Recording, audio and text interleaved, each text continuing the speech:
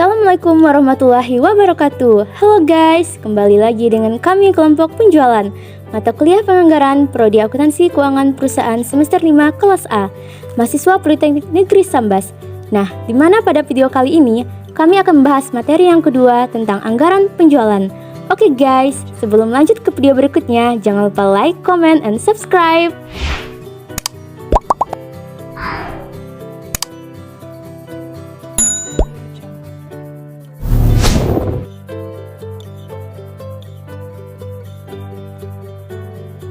Baik, langsung saja kita pada pembahasan yang pertama, yaitu definisi anggaran penjualan. Menurut M. Munandar, pengertian anggaran penjualan adalah sebagai berikut. Anggaran penjualan adalah anggaran yang merencanakan secara lebih terperinci tentang penjualan perusahaan selama periode yang akan datang, yang di dalamnya meliputi rencana tentang jenis kualitas, jumlah atau kuantitas, harga barang yang akan dijual, waktu penjualan, serta tempat atau daerah penjualannya. Sedangkan menurut kelompok kami, anggaran penjualan merupakan sebuah rencana yang dinyatakan dalam bentuk kuantitatif pada periode tertentu yang biasanya dinyatakan dalam periode tahun. Berhasil atau gagalnya perusahaan akan tergantung pada tingkat keberhasilan tim pemasaran dalam meningkatkan penjualannya.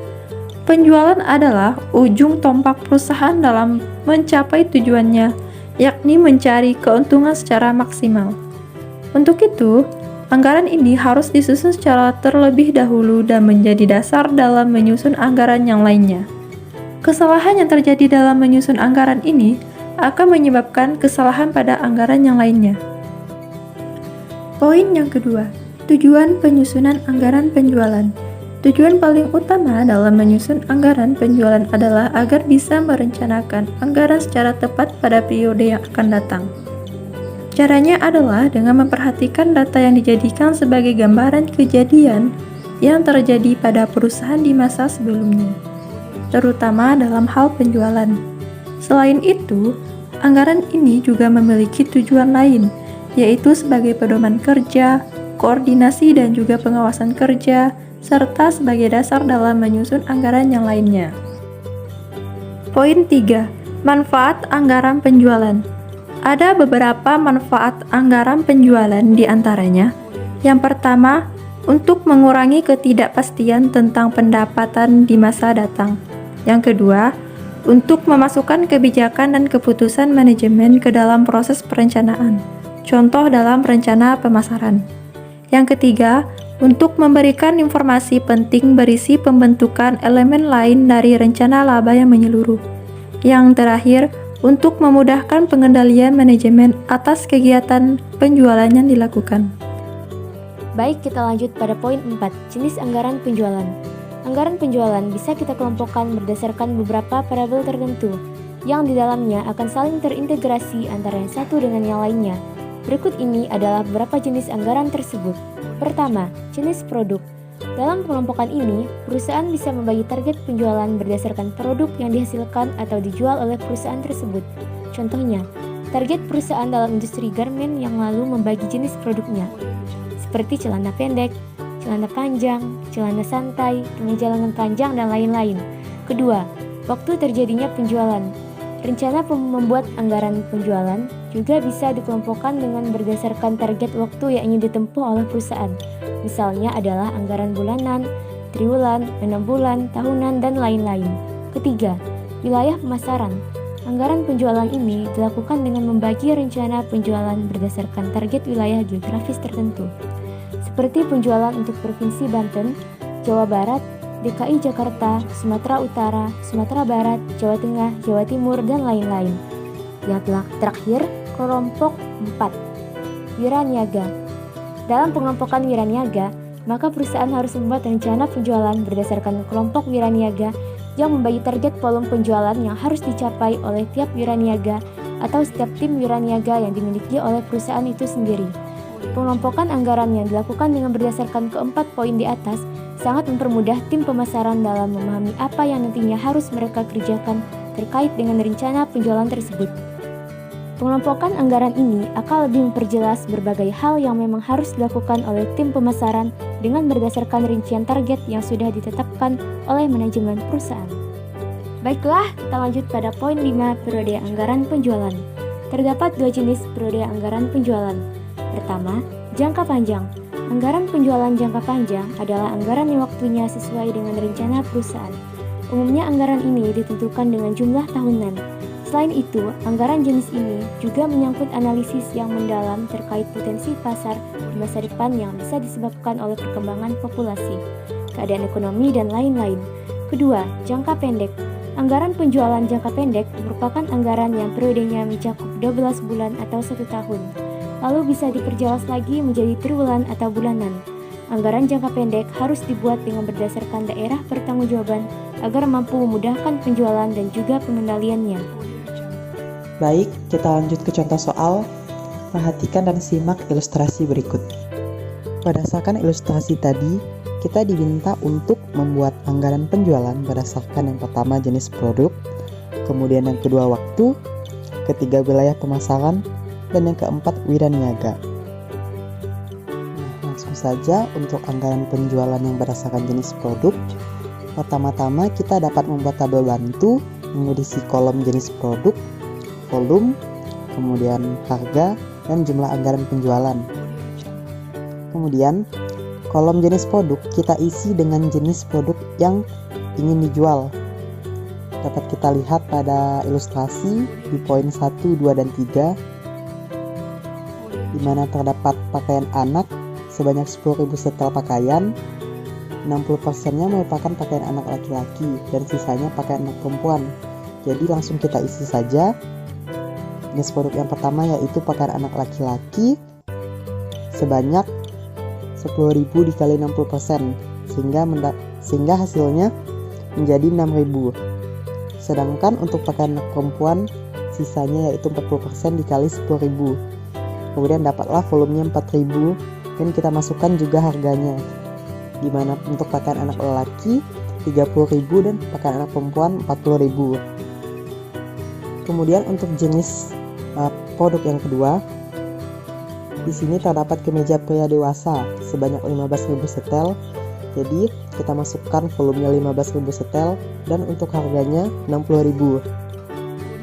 Kemudian untuk jenis produk yang selanjutnya terdapat celana panjang sebanyak 20.000 setel, di mana 70% celana panjang pria dan sisanya yaitu 30% celana panjang wanita.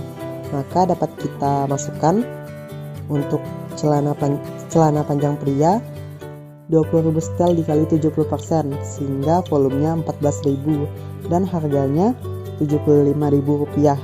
Sedangkan untuk celana panjang wanita kita kalikan 20.000 setel dikali 30% sehingga volumenya kita mendapatkan 6.000 dengan harga jual Rp85.000.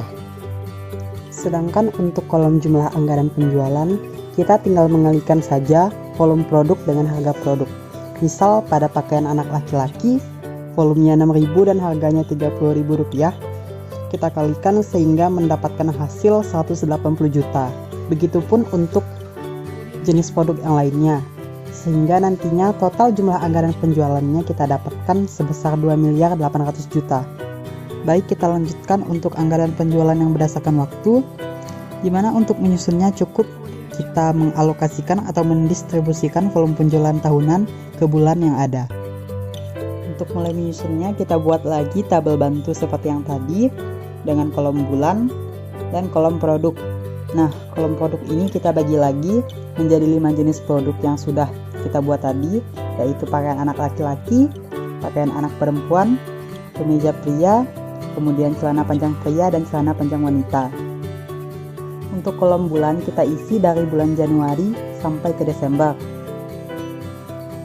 Dan untuk mengisi jumlah produknya, kita mengikuti ilustrasi pada poin kelima, yaitu dari total volume penjualan yang direncanakan untuk tahun 2017 dialokasikan masing-masing sebanyak 15% untuk bulan Oktober dan Desember, 10% untuk bulan Januari, Februari, September, dan November, dan sebanyak 5% untuk bulan-bulan sisanya.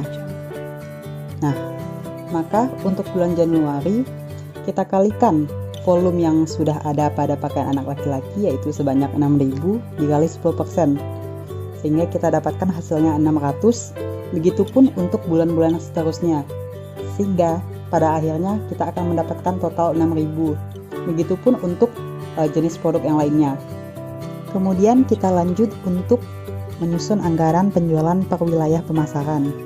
Untuk menyusunnya, kita cukup mengalihkan volume penjualan total dalam setahun dengan target penjualan per wilayah pemasaran serta jenis produknya, di mana target penjualan ini bisa kita lihat pada ilustrasi di poin keempat, yaitu dari target penjualan tersebut diharapkan sebanyak 30% dapat dijual di wilayah Bandung, 10% di wilayah Cirebon, 20% di wilayah Jawa Tengah, sebanyak 25% di wilayah Jawa Timur, dan sisanya yaitu 15% di Bali.